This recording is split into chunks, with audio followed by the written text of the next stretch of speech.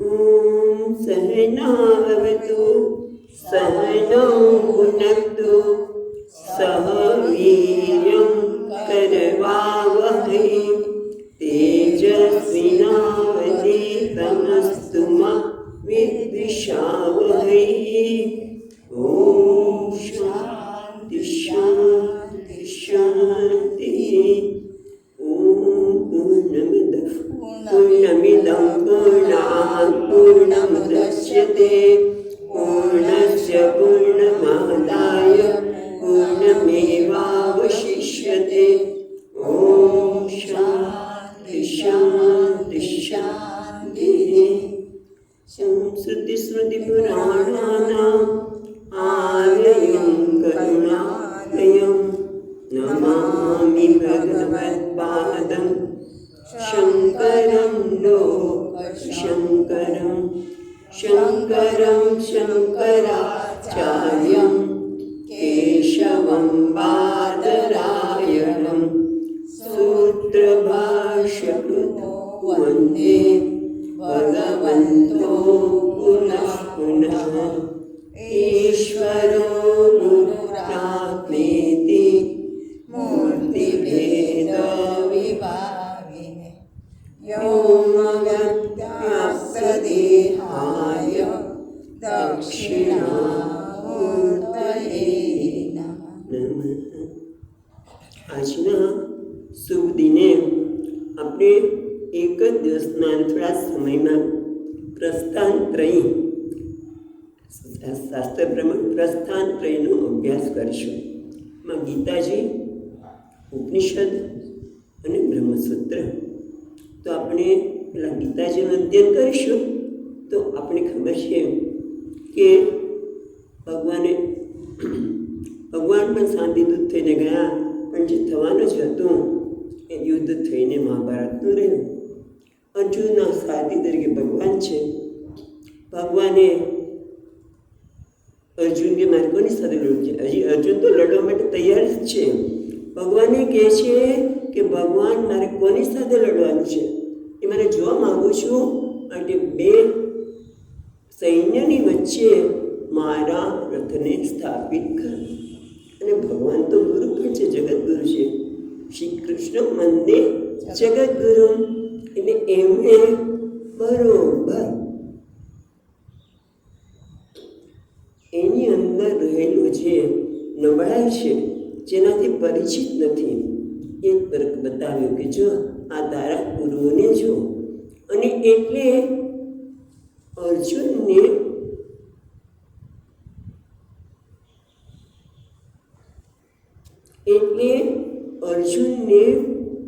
એમણે કહ્યું કે જો તારા ગુરુઓને.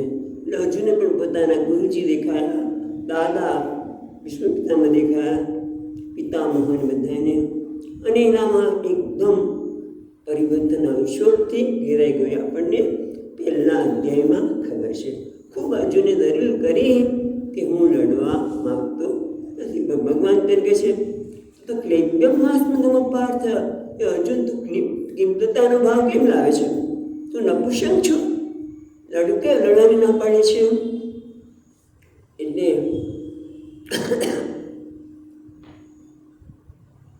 અર્જુનમાં પણ એક પરિવર્તન આવ્યું. કારણ કે આ બધામાં પરિવર્તન નથી આવતું. શોક થાય એટલે આપણે ભગવાનના શરણે જઈએ, જ્ઞાનના શરણે જઈએ, એ બધામાં નથી હોતું. અને એ તો દુર્યોધને થઈ શક્યું હતું, પણ અર્જુનમાં જ થયું. અને એટલે અર્જુન જોવે છે કે આ અંદરમાં મથામણ થઈ હશે કે આટલા વર્ષોથી હું શ્રી કૃષ્ણની સાથે છું. જીવનમાં એવા પ્રસંગો આવ્યા છે, પણ મેં એમને ક્યારે શોકમાં જોયા નથી. એટલા માટે એ કે કાર્પણ્ય દોષો ભત સ્વભાવ, એ ભગવાન કૃપણતાના દોષથી ઘેરાઈ ગયો છે. અને શિષ્ય દેહ સાધીમાં કામ પ્રપન્ન, તમે મને સાધો અને મારી ઉપર શાસન કરો, હું તમને શરણાગત છું.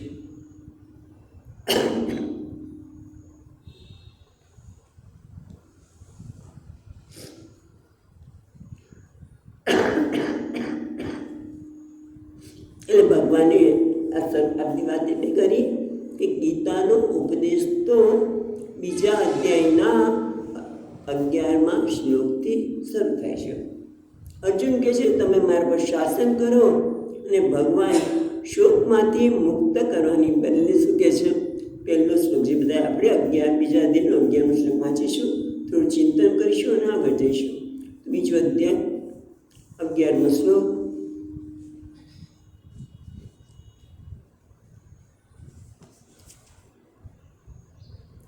શ્રી ભગવાન વાચ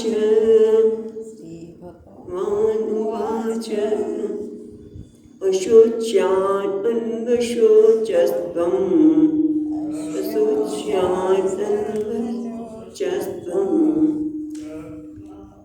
બોલવાનું છે ત્યાં તમે બોલતા તો છો ને પ્રભુ. ફરી એકવાર અવાજ બધાનો આવવો જોઈએ. શ્રી ભગવાન વાચ અશોચ્યાન અન્વશોચસ્ત્વમ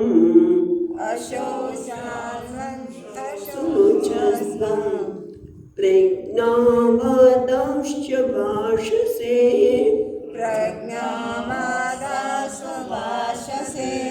ગતાસુ ન ગતાસુશ્ચ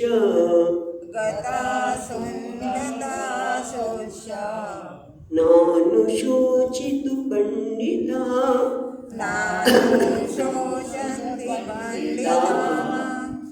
પંડિતા બોલણ નહીં થયું. ચાલો કંઈ વાંધો નહીં. અશોચ્યાન અન્વશોચસ્તુમ ભગવાન શરૂઆત કે નાનું શોચંતુ પંડિતા કહી દે છે કે પંડિતા નાનું શોચંતી.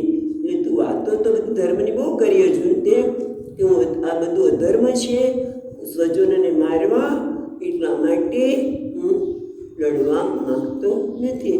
પણ ભગવાન કહે છે તું પંડિતની વાત કરે છે, પણ ખરેખર પંડિત કોને કહેવાય? જેને પંડા છે, જેને સુખ કેમ નથી થતો? કારણ કે જે જાણે છે. એટલા માટે ભગવાન અશોચ્યાન અશોચસ્તુમ તો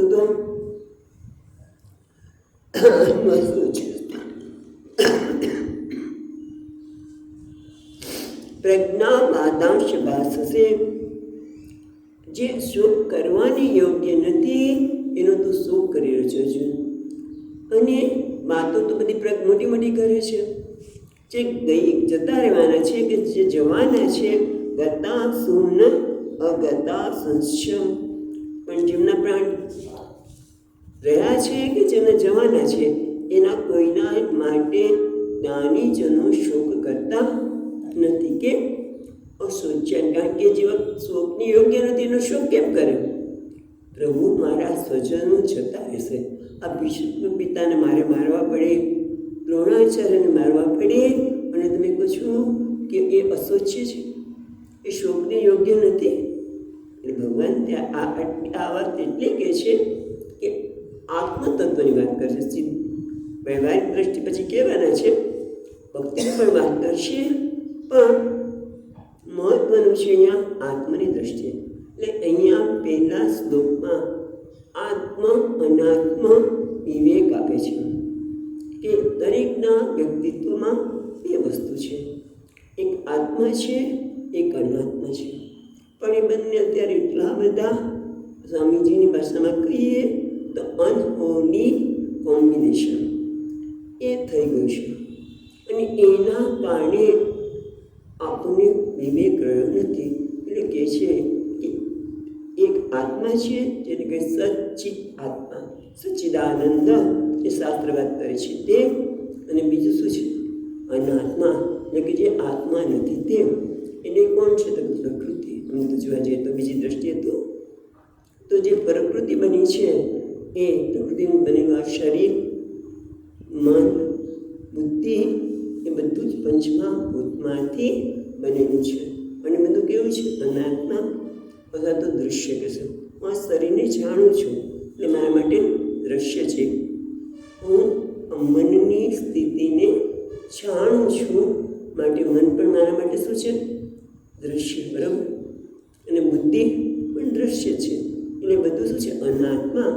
કારણ કે એ ચેતન હોત તે પોતાની જાતે કે પણ કે બોલી નથી શકતું.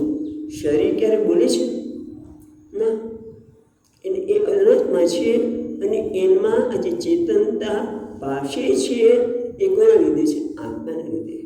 અને એટલા માટે કહે છે કે પ્રાણ પણ કોણ છે? અનાત્મા છે.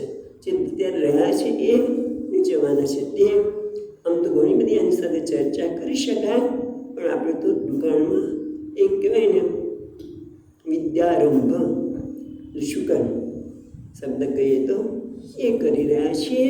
અને એટલે કે છે કે જે અનાત્મા છે, જે પોતાનું કોઈ અસ્તિત્વ જ નથી, આમ જોવા જઈએ તો એ આત્માના લીધે છે. તો એના માટે શોકનું શું કારણ? હજુના બધા તું જેને માને છે ને એ બધા તો પછીના શ્લોકમાં કહેવાના છે કે એ ભીષ્મ પિતામહ કે દ્રોણાચાર્ય જેના માટે તને શોક થાય છે એ બધા તો પહેલાં પણ હતા, અત્યારે પણ છે, પછી આત્મા તો એક જ છે ને હંમેશા આત્મા ક્યારે જન્મ નથી ને મૃત્યુ નથી. જન્મ મૃત્યુ તો અનાત્માના સ્તરે છે. આ પ્રકૃતિમાં છે, પ્રકૃતિનો આ વેશ છે. મારે આ શરીર મન અને બુદ્ધિ તો વેશ છે. મેં વેશ ધારણ કર્યો છે. અને વેશ માટે ચિંતા હોય, વેશ માટે વિચાર કરવાનો હોય, આટલી બધી શું કરવાનું હોય અર્જુન? હા, વ્યવહાર માટે બરાબર છે, પણ એને તો આત્મા માની લે છે. અને પછી પોતાની જાતને માને છે હું આ લોકોને હણી સાથે બહુ આખો વિસ્તારથી ભગવાન બીજા અધ્યાયમાં આત્માના તત્વની વાત કરી. હંતા ચેત મન્યતે હંતુમ હતા ચેત મન્યતે હતા. તું માનતો હોય કે હું ભણી રહ્યો છું અથવા તો હું ભણાઈ રહ્યો છું. આ બહુ મહત્વની વાત ભગવાન ગીતામાં કરે છે. તમારે આ ન કરવું જોઈએ કે આ કરવું જોઈએ એવું ભગવદ્ ગીતામાં ભગવાને ક્યાંય કીધું જ નથી. એ સત્યને ઉદ્ઘાટિત કરે છે કે જેથી આપણે સ્વીકાર કરી શકીએ. સત્યનું ઉદ્ઘાટન. કારણ કે આપણા જીવનના બે સમસ્યા છે. એક અપમાન અને અપમાન થયું માને અથવા તો અપરાધની લાગણી. અરે રે મેં આ ન કર્યું હોત તો સારું હતું, એવું હંમેશા થતું હોય છે. ભગવાન આમાંથી જ મુક્ત કરે છે. અહંકાર તું એમાં તમારી જાતને હણી રહ્યો છું એટલે મેં આ કર્મ કર્યું અને મારાથી આવો કર્મ થઈ ગયો. એટલે જીવનમાં લાંબા સમય સુધી એક અપરાધની લાગણી પીડાતી હોય છે. પણ તું કર્મનો કરતા જ નથી તો પછી અપરાધની લાગણી ક્યાંથી? કારણ કે કર્મ તો થઈ રહ્યો છે. ગુણાગુણે સંવર્તન્તે. પછી અપરાધની લાગણી ક્યાં આવે? અને અપમાન કેમ ઉત્પન્ન થયું ભાઈ કે મને આમ કર્યું, મને આમ ન કર્યું? અપમાન ન કહેવાય? એટલા બધા પછી આવું કરે બરાબર કહેવાય? અને એની લાગણી શું નથી કરાવતી માણસ પાસે. આ તો પોતે હતાશામાં સરી પડે અથવા તો પોતે શું કરે એનો બદલો લઈને એમાં પછી બીજું આ તે ચાલ્યા જ કરે. પણ તારું અપમાન તો શરીરનું થાય છે. તો એની સાથે જોડાઈને તું આટલું બધું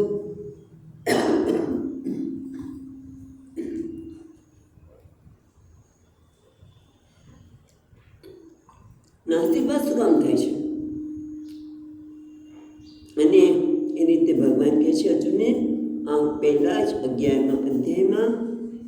અને ભગવદ્ ગીતાનું આ સુર છે કે મનુષ્યની સમસ્યા છે અપમાન અને અપરાધની લાગણી. એમાંથી ભગવાન મુક્ત કરે છે. એટલે આ ભગવદ્ ગીતાનો ઉપદેશ છે.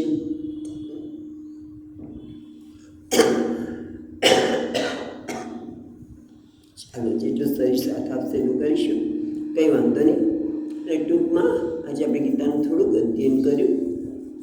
ગીતા માતાની છે. હવે ઉપનિષદનું અધ્યયન કરવાનું હોય છે.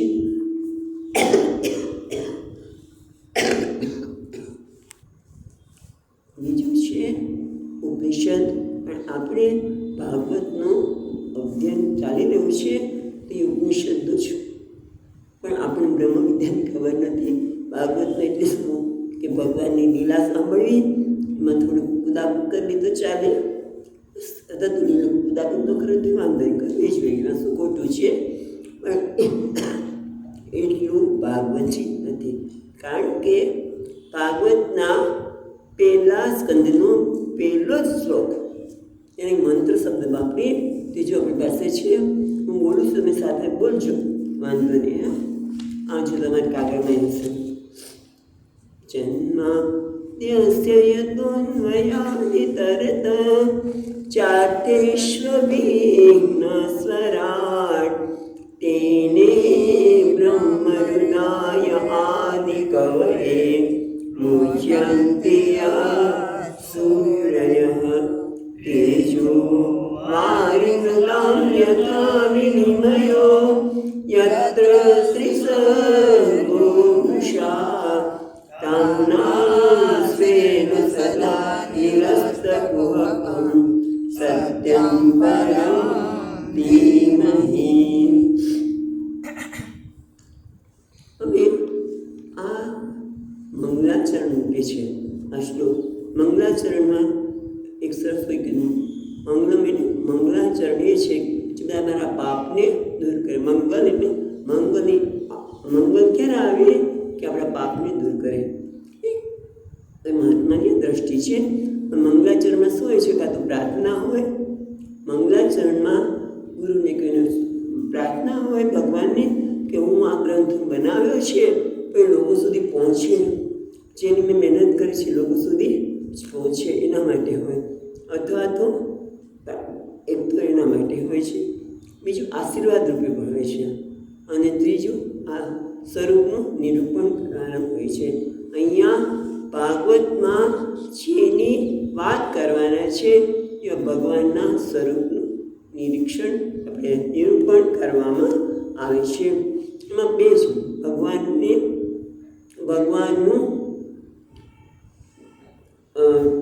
આપણે વર્ણન કરવું હોય તો કેવી રીતે કરવાનું? તો કંઈક તો ભગવાનના સ્વરૂપ લક્ષણથી અથવા તો તટસ્થ લક્ષણથી. સ્વરૂપ લક્ષણ એટલે શું કે જે ક્યારેય બદલાય નહીં તે. જેમ કે સાકર, તમે સાકર અહીંયા ખાઓ કે પછી અમેરિકા જઈને ખાઓ કે છે ઉત્તર ધ્રુવમાં જઈને ખાઓ તો ગળી લાગે કે નહીં? એને કહેવાય સ્વરૂપ, જે ક્યારેય બદલાય નહીં તે. અને તટસ્થ લક્ષણ એટલે કે જે કોઈ ચિહ્ન દ્વારા આપણે જણાય જતું પણ રહે. જેમ દ્રષ્ટાંત આપતા હોય કે પેલા ભાઈનું ઘર ક્યાં, પેલા ભાઈ ક્યાં રહે છે? તો કંઈક ગાય છે ને ત્યાં, પણ તો બીજે દિવસે જ્યાં તો ગાય હોય નહીં, એટલે એને કહે તટસ્થ લક્ષણ. તો હવે આપણે પહેલાં સ્વરૂપ લક્ષણથી જોઈજો. જન્માદ્યસ્ય યતઃ અન્વિના ઇતરતઃ ચાર્થેષ્વ વિઘ્ન સ્વરાટ તેને બ્રહ્મહૃદાય આદિ કવયે. જન્માદ્યસ્ય યતોન્વયાદિ તરત ઇતરઃ.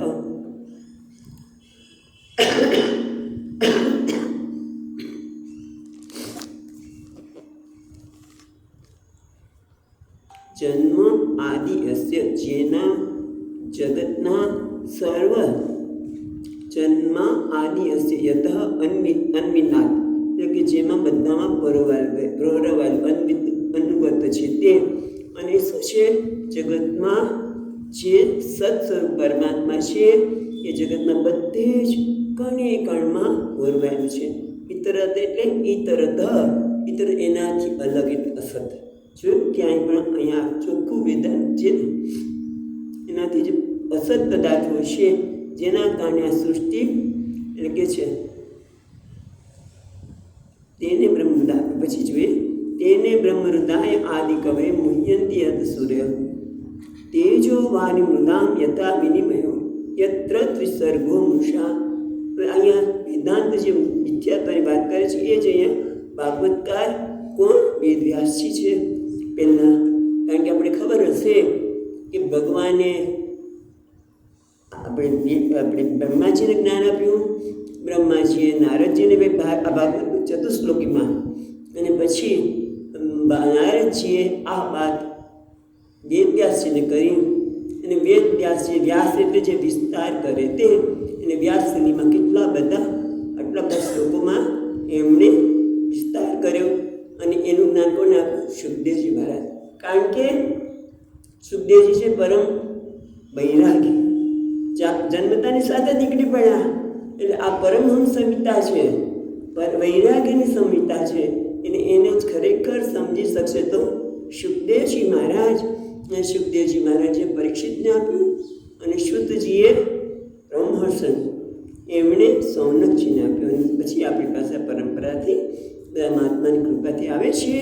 પણ અહીંયા જોઈએ તો જન્મ આદિ યસ્ય, જન્મ પહેલાં જેમાંથી જન્મ થયો છે, યત અને અન્વિના, યત અન્વિતા આદિ તરત સ્વાચાર્થે ચ અર્થેષુ અભિજ્ઞ સ્વરાટ. એ આપણે જોઈએ પહેલાં. પણ આ બધામાં શું કહે છે? ઇતરત આભાસ્ય બધું કેવું અસત છે, પણ છતાં બ્રહ્માજી વગેરે પણ આનો અર્થ ઘણા લોકો જુદી રીતે કરતા હોય છે. પણ આપણી પાસે જે ટીકા છે એને આધારે કરીશું. તો કે છે આ જન્માદ્યસ્ય છે ને, એક તો હમણાં જોઈશું બ્રહ્મસૂત્ર, એમાં એક સૂત્ર છે. પણ એની તો અત્યારે જો તેજો આ બધા આદિ કવયે મુહ્યંતી સૂર્ય તેન બ્રહ્મરુદા આદિ કવયે. એક વખત ગુજરાતી વાંચી પછી આપણે આ શબ્દ જોઈશું તો વધારે મજા પડશે. કે જગતના સર્વ સદૃપ પદાર્થોમાં અનુગત છે, અને સત પદાર્થોમાં પૃથક હોવાના કારણે જેમાંથી આ જગતની સૃષ્ટિ વગેરે સૃષ્ટિ સ્થિતિ લઈ થાય છે, તે જે જળ પ્રકૃતિ નથી પરંતુ ચેતન છે, તે સ્વરાટ એટલે કે સ્વયં એમને તિષ્ઠ, પરતંત્ર નથી. કોણ? પરમાત્માની ચર્ચા ચાલે છે ભાઈ. જે પરતંત્ર નથી, જે સ્વતઃ સિદ્ધ છે, સ્વરાટ છે, જ્ઞાનવાન છે, આ બ્રહ્મ છે. આદિ કવિ બ્રહ્માજી પણ પોતાના સંકલ્પથી આદિ કવિ બ્રહ્માજીને પણ પોતાના સંકલ્પ માત્રથી જ્ઞાન આપ્યું. જ્ઞાન આપ્યું છે કે જે જ્ઞાનના વિષયમાં વિદ્વાનો પણ મોહિત થાય છે. મુહ્યંતી યત સૂર્ય એટલે વિદ્વાનો પણ આ જ્ઞાનથી મોહિત થાય છે. તેજો વારી મૃદામ યથા. 3 દ્રષ્ટાંત આપી દે એક સાથે. સૂર્ય હોય તેજમાં પ્રતિબિંબ પડે તો પણ એ પ્રતિબિંબને સત્યમાં મિથ્યા છે. પછી જળ સ્થળ ઉપર આપણે મૃગજળ દેખાય એવું આ જગત મિથ્યા છે. એ બતાવવા માટે કે છે કે વિદ્વાન પણ મોહિત છે. એટલે કે જળ, તે જળ અને સ્થળ જેવી પરસ્પર અન્યમાં અન્યનો આભાસ થવો, એ રીતે આ બ્રહ્મ જે ત્રિગુણાત્મક સર્જન જે મિથ્યા છે એને સત્ય જેવું પ્રતીત થાય છે. તામનામ સ્વેન સદા નિહસ્તકોકમ સત્યમ પરમ ધીમહિ પ્રતીત થાય છે. તેવા પોતાના સ્વરૂપભૂત પ્રકાશથી સર્વ માયાના કાર્યોને પૂર્ણત મુક્ત રહેનાર પરમ બ્રહ્મને હું ધ્યાન કરું છું. એટલે આ એક સ્વરૂપનું પણ ચિંતન છે, અને ધ્યાન માટે સત્યમ પરમ ધીમહિ, જે સત્સ્વરૂપ છે જેનું ક્યારેય દૂર ન થાય. એટલે આ ભગવાનનું સ્વરૂપ લક્ષણ કે હંમેશા રહે છે. અને એટલું જ નહીં, એ આ માયા સ્વેન સદા નિહસ્તકું કોહકમ એટલે માયા ત્રિગુણાત્મિક માયાની પોતે સત્તા સ્ફૂર્તિ આપે છે, પણ એનાથી પોતાને કોઈ અસર થતી નથી. બીજું કે આ જન્માદ્યસ્ય કહીને શું કહે છે? જેનાથી જન્મ થયો છે તે એ તટસ્થ લક્ષણ છે. ભગવાનમાંથી જન્મ થયો છે, પણ ભગવાનનો ક્યારે જન્મ થયો? જગત ક્યાંથી સર્જન થયું? કે ભગવાનમાંથી. પણ કેવી રીતે? પ્રકૃતિને જ્યારે સત્તા માયાનું જ્યારે સત્તા સ્ફૂર્તિ પ્રદાન કરી ત્યારે. અને એવા જે પરમેશ્વરનું છે અમે ધ્યાન કરીએ છીએ.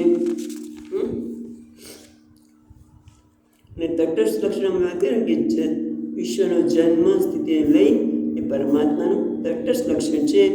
અન્વય ઇતર હતા. અન્વય એટલે પરમાત્મા બધામાં અન્વય છે, બાકી બધું વ્યતિરેક છે. ચાલો આપણે ટૂંકમાં જોઈએ છીએ. એટલે ટૂંકમાં આ શ્લોક છે મંગલાચરણ છે, છતાં એમાં ભગવાનના સ્વરૂપનું નિરૂપણ કર્યું કે જે સત્સ્વરૂપ છે એનું મેં ધ્યાન કર્યું છે. જે પરમાત્મા, જે સત્યમ પરમ ધીમે, જે શ્રેષ્ઠ પરમ તત્વ, જે શ્રેષ્ઠ સત્સ્વરૂપ છે એનું મેં ધ્યાન કર્યું છે. કારણ કે એનામાંથી જ આ જગતનો જન્મ, સ્થિતિ અને લય કરે છે. પણ છે કે આ જગતને સર્જન કરનાર જગત પછી ઘણી વખત સર્જન થાય પછી માણસ એનાથી આપણે કંઈ બનાવીએ પછી એનાથી પરતંત્ર પણ થઈ જાય તો ના સરાટ એ તો સ્વેમ એમને એને આ જગતનું સર્જન કર્યા પછી એમાં એ અટવાઈ નથી જતા. કારણ કે કેવા છે અસંગ માયાને કારણે બધું આપણને સર્જન તો થયું છે તો મિથ્યા. કારણ કે માયા સ્વતંત્ર, મિથ્યા એટલે શું તો મને એક બહુ મુશ્કેલ પડે છે. મિથ્યા એટલે બધું નકામ. ના, મિથ્યા નકામ નથી, મિથ્યા નકામ નથી. એ તો આપણે પરમાત્મા પાસે લઈ જાય છે. આ જગત મિથ્યા છે, મિથ્યા મિથ્યા કરીને તિરસ્કાર કરવા માટે નથી, પણ સત્યતા ન આપીને જે એનું જે મિથ્યા આપણને જે જગત અધિષ્ઠાત્રી, મિથ્યા જગત અધિષ્ઠાત્રી લલિતા શાસ્ત્રમાં જોતા હતા તો એ મિથ્યા તે અમને પરમાત્મા છે એની તરફ જવા માટે છે. અને એટલા માટે મિથ્યા તિરસ્કાર કરવા માટે નથી. એટલે અહીંયા શું કહે છે કે આ આખું જગત કેવું છે મિથ્યા છે. અને આ જ્ઞાન ભગવાને પહેલાં બ્રહ્માજીને આપ્યું, બ્રહ્માજીએ નારદજીને આપ્યું. એટલે આ જ્ઞાન આપણને આમાં અટવાઈ જઈએ, જે મિથ્યા છે એને સત્ય માનીને એમાં અટવાઈ ન જઈએ એના માટે આ જ્ઞાન આપ્યું છે. અને એટલા માટે કે છે એવા જે પરમાત્મા છે એનું અમે ધ્યાન કરીએ છીએ. ટૂંકમાં પરમાત્મા કેવા છે સત્સ્વરૂપ છે અને સાથે સાથે આ જગતના સર્જના તરીકે તટસ્થ લક્ષણ, એક સ્વરૂપ લક્ષણ અને તટસ્થ લક્ષણ બંને દ્વારા આપણે પરમાત્માની વાત કરી. અને તટસ્થ લક્ષણમાં પરમાત્મા પણ જરૂર પડે ત્યારે જુદા જુદા અવતાર પણ ધારણ કરે છે. એની પણ આમાં વાત કરવામાં આવશે. એટલે કે મિથ્યા એટલે જરૂર એવું નથી, પણ મિથ્યા દ્વારા આપણને પરમાત્મા ભગવાનના સુંદર સુંદર સ્વરૂપની વાત આપણે ચાલી રહી છે. વરા અવતાર થયો, વામન અવતાર હવે આવશે. અત્યારે કપિલ ભગવાનનો અવતાર ચાલી રહ્યો છે. એટલે બધું સુંદર વાત છે. એટલે મિથ્યા કહીને તિરસ્કાર નથી, પણ સમજવાનું છે. બરાબર છે. અહીં આપણે અટકીએ છીએ. ભાગવત ભગવાન કી છે. હવે આપણે બ્રહ્મસૂત્રના જ ખાલી, કારણ કે બ્રહ્મસૂત્ર તો બહુ મોટી વસ્તુ છે. કારણ કે એનું સમજવું પણ બહુ સમય લાગી જાય, મોટાભાગનાની તૈયારી પણ ન હોય. પણ છતાં વેદવ્યાસજીએ બ્રહ્મસૂત્ર, સૂત્ર એટલે જ્ઞાનનો શબ્દ, એમાં કેટલું બધું ગંભીર વસ્તુ પડી છે એ સૂત્રને જાણી શકે.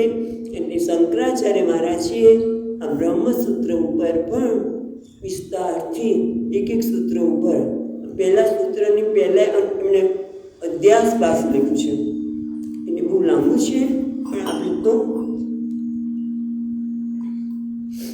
આજે ખાલી પ્રારંભ જ કર્યો છે. માટે હું બોલું પછી તમે બોલજો.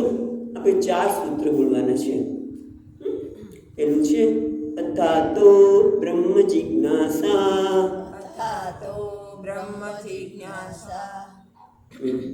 જન્માદ્યસ્ય યતઃ શાસ્ત્રયોનિત્વાत् તદ્ સમન્વયાत्. એટલે પહેલું છે સૂત્ર અથાતો બ્રહ્મ જિજ્ઞાસા. તો ત્યાં આચાર્ય કે કર્તવ્યા બ્રહ્મ જિજ્ઞાસા એટલે શું? અથ બ્રહ્મ જિજ્ઞાસા કર્તવ્યા. એટલે અથ એટલે કંઈક કેવું બન્યું. અથ શબ્દ પણ આપણને ખબર છે, ઓમ અથ એ બંને મંગળ સ્વરૂપ છે. એટલે અથ અને કંઈક મંગલ થવાનું છે નહીં. હવે અહીંયા આપણે હજુની વાત કરીએ તો પણ એનામાં પણ જીવનનું પરિવર્તન આવ્યું. અથવા તો બીજા શબ્દમાં કહીએ, અથવા એને જેણે ખરેખર પોતાનું જીવન જીવ્યું છે, જેણે પોતાના કર્તવ્ય કર્મને સારી રીતે નિભાવ્યા છે, એનામાં જ અંતકણ શુદ્ધિ આવે. એને જિજ્ઞાસા જાગૃત થાય. એટલે કે જ્યારે તારું હૃદય પવિત્ર થાય, કર્તવ્ય ચલાવતા કરતાં અંતકણ શુદ્ધિ થાય, કંઈક આપણે કે સાધન ચતુષ્ટ અથની ઉપર તો બહુ વિચાર કર્યો છે. એટલે કે જ્યારે તારામાં સાધન સંપત્તિ આવે ત્યારે ત્યાર પછી શું કરવું છે? બ્રહ્મ જિજ્ઞાસા, બ્રહ્મને જિજ્ઞાસા, બ્રહ્મને જાણવાની ઈચ્છા, પણ શું કર્તવ્ય? ત્યારે ખરેખર ભગવાનને બ્રહ્મને જાણવાની ઈચ્છા કરવી જોઈએ. જિજ્ઞાસાની ઈચ્છા, બ્રહ્મ જિજ્ઞાસા શું? પણ કર્તવ્ય. ત્યારે ભગવાનને જાણવાની ઈચ્છા કરવી જોઈએ. હા, મને ભગવાન જાણવા તો છે, પણ ભગવાન કોણ છે? તમે જો આપણે બધાએ ભગવાનને માનીએ છીએ, પણ ભગવાનના ખરેખર સ્વરૂપની ખબર હોતી નથી. તો પછી બીજા સૂત્રમાં કહે છે કે જન્માદ્યસ્ય યતઃ. બ્રહ્મ કોણ છે? પરમાત્મા કોણ છે? તો યતઃ જન્માદ્યસ્ય, યત જેમાંથી આ સૃષ્ટિનો જન્મ, સ્થિતિ અને પાલન થાય છે, એ પરમાત્મા છે. આપણે અર્થ જોઈશું, વિસ્તાર તો કંઈ જોતા જ નથી.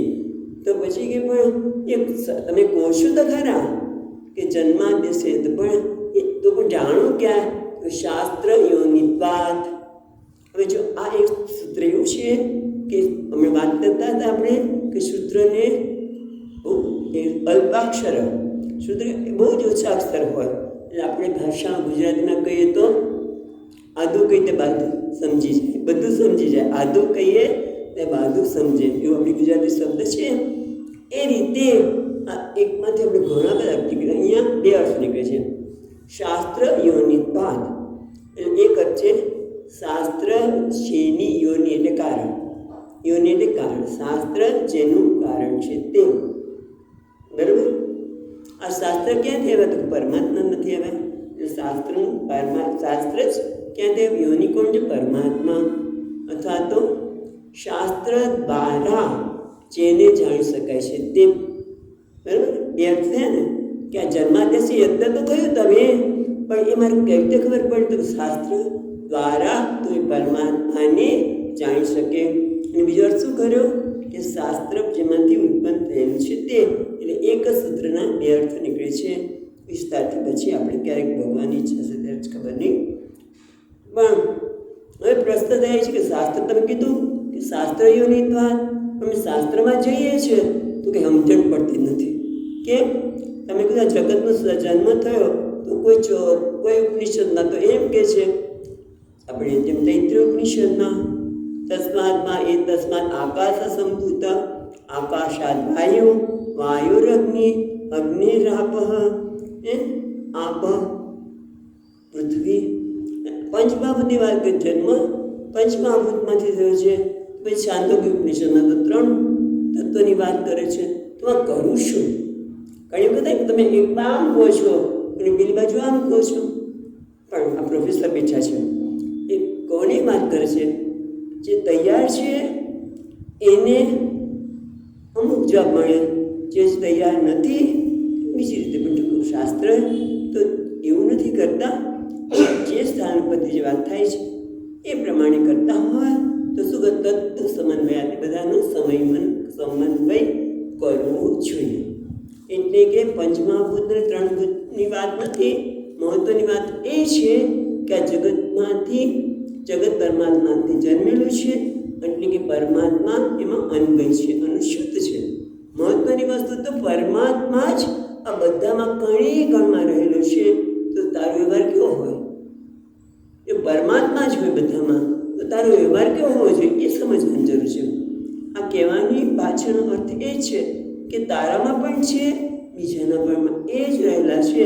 તો તું એનો સત્કાર કર, એનું સન્માન કર, એને તરછોડીશ નહીં, એની સેવા કર. આપણા સ્વામીજી પણ કહે કે એ લોકો જે આપણાથી જુદા પડી ગયા છે, અત્યારે આ લોકો આવે છે આમ છે કેમ? આપણે અનુસૂચિત જનજાતિ, પછી ગ્રામીણ લોકો, એને બધામાં પરમાત્મા છે, તો એની તું સેવા કર, એનું તું સન્માન કર. તદ્દુ સમન્વયા એટલે કે આવાથી પંચમાંથી થયું, પાંચમાંથી થયું જગત કે ત્રણમાંથી થયું એ મહત્વનું નથી. મહત્વનું તો એ છે કે પરમાત્મા જ રહેલો છે, માટે એ પરમાત્માના દર્શન કર, એ મહત્વનું છે.